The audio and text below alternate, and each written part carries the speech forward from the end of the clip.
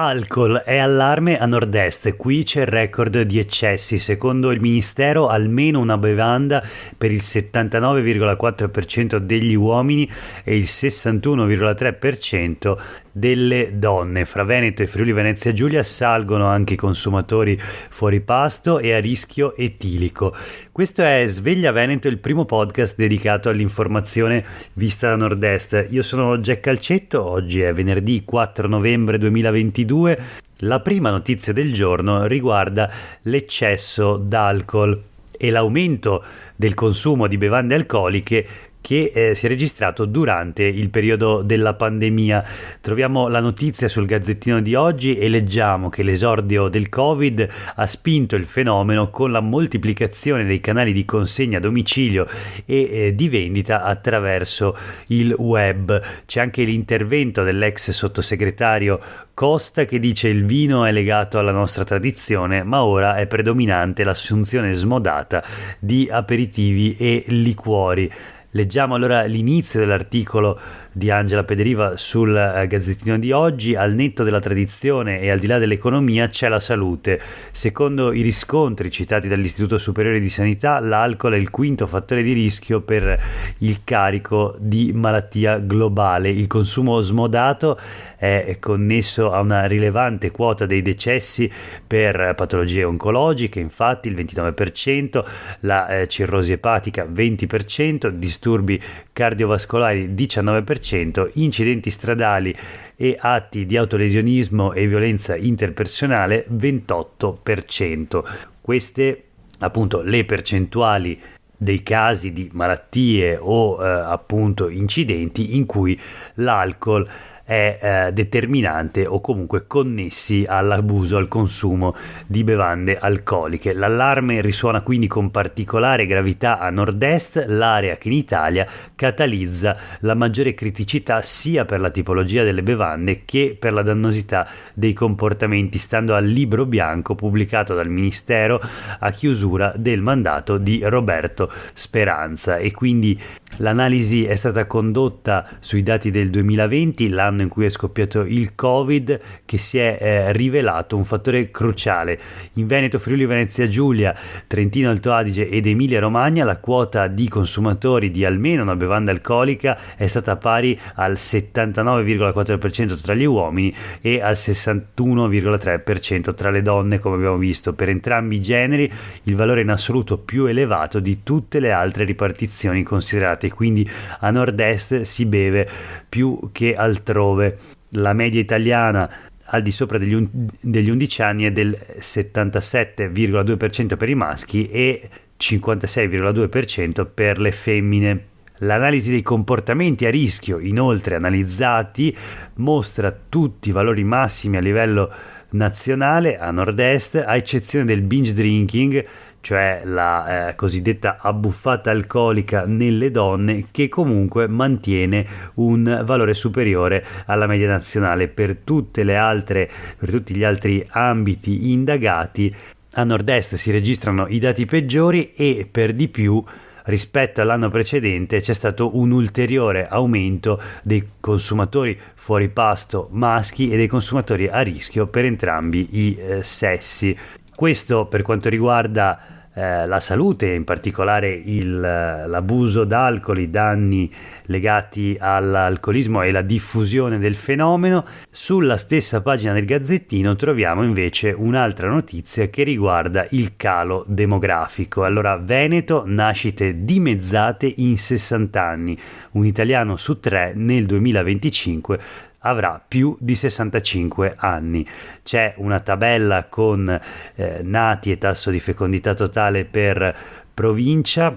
È abbastanza impressionante vedere la variazione percentuale anche solo per l'anno 2011. Un crollo ad esempio in provincia di Verona, i nati calano del 6% rispetto all'anno precedente, anzi alla media degli anni precedenti.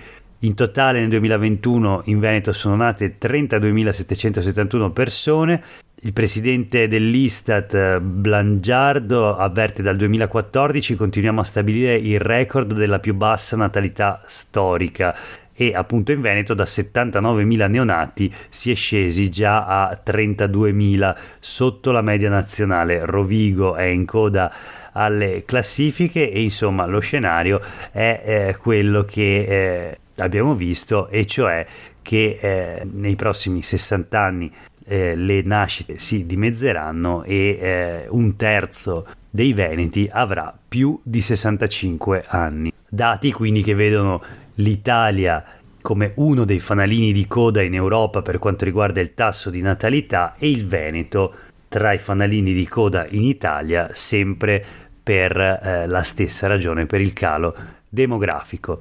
Voltiamo pagina, parliamo di sport e agonismo, un caso, una bella inchiesta per una brutta vicenda in realtà sul Corriere del Veneto di oggi. Diete ossessive, umiliazione, la denuncia della madre di una baby ginnasta veneta fa scattare l'inchiesta. Siamo a Verona, la vittima ha solo 13 anni, il pubblico ministero indaga per maltrattamenti. La vicenda in breve: da giorni si discute sul presunto clima di vessazioni e abusi psicologici intorno alle atlete della ginnastica ritmica. A raccontare episodi molto pesanti anche la campionessa padovana Giulia Galtarossa, di cui il Corriere del Veneto pubblica una foto. Anche lei appunto ha raccontato le vessazioni subite. E nel frattempo a Brescia si indaga sulla denuncia presentata dalla mamma di un atleta di 13 anni veronese, appunto questa la notizia nell'articolo di Andrea Priante.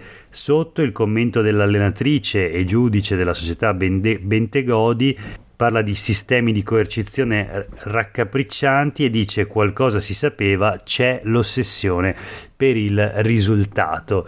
Insomma, un'inchiesta interna all'agonismo, allo sport, in particolare alla ginnastica ritmica.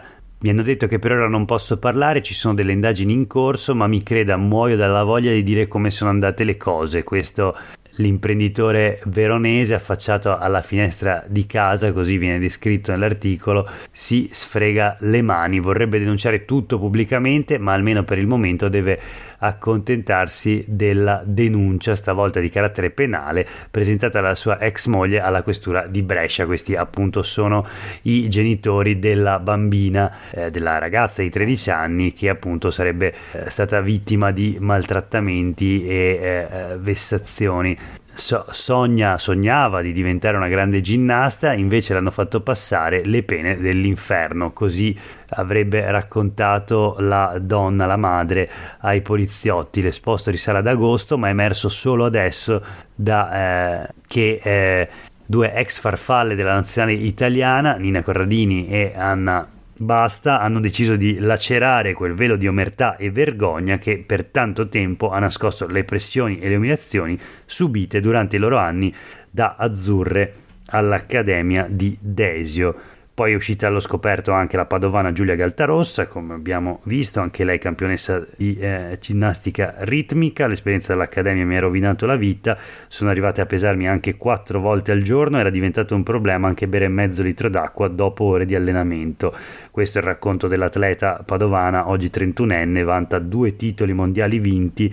La cosa peggiore, ha detto, erano i commenti che seguivano il controllo. Una volta mi hanno dato una dieta e alla fine c'era scritto un messaggio per me: abbiamo un maialino in squadra. Insomma, cose dell'altro mondo, ma che purtroppo accadono, e vedremo come proseguirà l'inchiesta sulla baby ginnasta 13enne veronese, e continueremo a seguire questa vicenda se ci saranno ulteriori notizie. Nel frattempo voltiamo pagina e proseguiamo con alcune notizie ancora. La politica sul Corriere del Veneto: l'autonomia, risorse, costi standard e spazio agli enti locali, il nodo delle materie. Si parla della riforma, punto per punto l'analisi degli articoli della piattaforma scritta dal ministro per le autonomie e gli affari regionali, appunto Roberto Calderoli, assieme ai presidenti delle regioni Veneto, Lombardia ed Emilia Romagna, non solo regioni ma anche province e comuni. Il documento naturalmente è ancora suscettibile di modifiche, in particolare per quanto riguarda la scuola, i tributi territoriali e l'introduzione dei LEP al posto della spesa storica, i LEP che sarebbero poi i livelli essenziali prestazioni. Doppia paginata sul Corriere del Veneto. La norma in breve, allora ricorda il Corriere del Veneto che il referendum sull'autonomia del Veneto si è tenuto il 22 ottobre 2017, sono da poco trascorsi 5 anni dal plebiscito, viene definito circa la metà degli elettori veneti andò a votare in realtà per la proposta della giunta guidata da Zaia, dal presidente della regione Veneto. Da allora si sono susseguiti 4 governi con altrettanti presidenti del Consiglio, li ricorda il Corriere del Veneto: Gentiloni, Conte, Draghi e adesso Meloni, 5 ministri: Bressa, Stefani, Boccia, Gelmini, Calderoli, ma la bozza per la legge quadro è arrivata solo nell'aprile 2022. Roberto Calderoli ora è stato nominato ministro per gli affari regionali e l'autonomia, ha preso subito in mano il progetto sottoposto dai presidenti di regione, l'idea di arrivare entro poche settimane a portare il testo in Consiglio dei Ministri. Ci sono state delle modifiche, ripresi in parte i contenuti del testo messo a punto dalla ex ministra Gelmini, ma la procedura viene ora snellita. Vabbè, c'è in sostanza l'analisi punto per punto di questo testo, degli articoli del testo, le finalità, l'articolo 1, le intese fra Stato e Regione, articolo 2, articolo 3, i LEP, quindi i livelli minimi richiesti per la prestazione di un servizio, articolo 4 le risorse, articolo 5 gli enti locali, articolo 6 monitoraggio e durata, articolo 7 clausola finanziaria. Alcuni numeri: 23 le materie chieste dalla Regione Veneto, tutte quelle che possono essere attribuite dalla Costituzione, 7 previste invece dalla proposta avanzata dal Partito Democratico del Veneto, le stesse richieste dall'Emilia Romagna. Poi c'è una percentuale, 98% i sì ottenuti dal referendum sull'autonomia del 2017 in Veneto. L'affluenza era stata però del 57%. Alcuni temi: comuni e province, le funzioni attribuite alle regioni possono essere delegate anche agli enti locali, tributi regionali, il testo prevede anche l'introduzione di tasse locali, ma quell'articolo andrà modificato. Scuola e formazione, l'autonomia non sarà su didattica e assunzioni ma sulla organizzazione, quindi un pezzo di autonomia è comunque previsto anche per la scuola. Ci sono le dichiarazioni del presidente del Veneto Luca Zaia che dice: non rinuncio nelle trattative a nessuna competenza, e c'è poi il segretario del Partito Democratico del Veneto Andrea Martella che dice: da Zaia sempre la stessa retorica, questa riforma non deve sfasciare l'unità nazionale. Insomma, vedremo come proseguirà questa vicenda infinita della autonomia. Proseguiamo la rassegna stampa con alcune notizie flash. Sul Corriere del Veneto si parla di scienza, siamo a Belluno, il Vajont è tra i 100 siti che rappresentano la Terra, infatti è la prima frana gigantesca. Parla il geologo Pietro Zangheri, presidente nord-est di SIGEA, Società Italiana di Geologia Ambientale, dice: per noi il Vajont è un campo di studi da 50 anni. Erano circa 270 milioni di metri cubi di roccia che si riversarono nel bacino del Vajont dal soprastante Monte Toc la sera del 9 ottobre 1963. Una frana dalle dimensioni impressionanti che, oltre ad essere la causa del maggior disastro in termini di vittime nell'Italia post-bellica, è stata per converso un'occasione tragicamente preziosa di studio e di prevenzione per geologi e ingegneri ambientali. Anche per questo la frana del Vajont fa parte oggi della lista dei 100 geositi più rappresentativi della Terra, compilata dall'International Union of Geological Sciences, organismo scientifico mondiale fondato nel 1961. Quello del Vajont è uno degli unici 3 luoghi italiani, gli altri sono i campi Flegrei e la gola del Bottaccione, questi appunto gli unici 3 luoghi italiani inseriti d'ora in poi nella lista.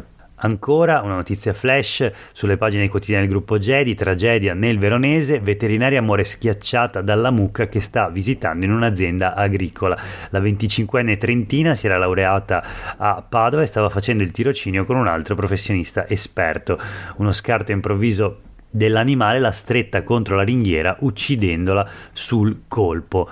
Sempre parlando di animali e allevamento, la Kermesse veronese torna a Fiera Cavalli, l'ippica è una risorsa, debutta il ministro Lollobrigida, vogliamo valorizzare gli sport equestri, siamo appunto a Verona, c'è il sindaco di Verona Damiano Tommasi, c'è anche il presidente del Veneto Luca Zaia, dice completeremo l'ippovia del Prosecco, in tutto 54 chilometri, una manifestazione a Fiera Cavalli nata 124 anni fa, in 3 giorni fino a domenica sono attesi 160.000 visitatori, l'agricoltura va tutelata, è un po' diciamo il messaggio, non ci arrenderemo a mangiare carne prodotta in laboratorio. Alcuni numeri: 2.375 cavalli presenti di 60 razze in 12 padiglioni della fiera di Verona, 200 gli eventi in programma fino a domenica tra gare, spettacoli e convegni, 3 miliardi di euro è l'impatto del comparto sul prodotto interno lordo. Infine le moeche stanno scomparendo per colpa del clima, il fenomeno a cui i quotidiani del gruppo Gedi dedicano un'intera pagina, tradizioni e sapori veneti, e pensare, scrive Renzo Mazzaro, che potevamo averle tutto l'anno, la storia mai scritta di un progetto sparito in un cassetto. Insomma, si parla dei granchi, della tradizione veneziana, un ottobre che pareva settembre, un novembre con il freddo inarretrato, stanno prolungando l'estate, fanno bene al portafogli perché non paghiamo il riscaldamento, ma cambiano le nostre abitudini, non solo di noi umani. Per esempio i granchi in laguna non vanno in moeca, le moeche che erano già care, costavano da 50-70 euro al chilo, sono diventate introvabili, sulla tavola ai ristoranti le fanno pagare 7 euro l'una, uno stuzzichino di 4 moeche, dicesi 4, costa 28 euro. E perché? Perché appunto non se ne trovano più. Ecco, per oggi è davvero tutto, grazie per aver ascoltato questa puntata di Sveglia Veneto, a tutte e tutti voi un buon fine settimana e noi come sempre torniamo a sentirci lunedì mattina.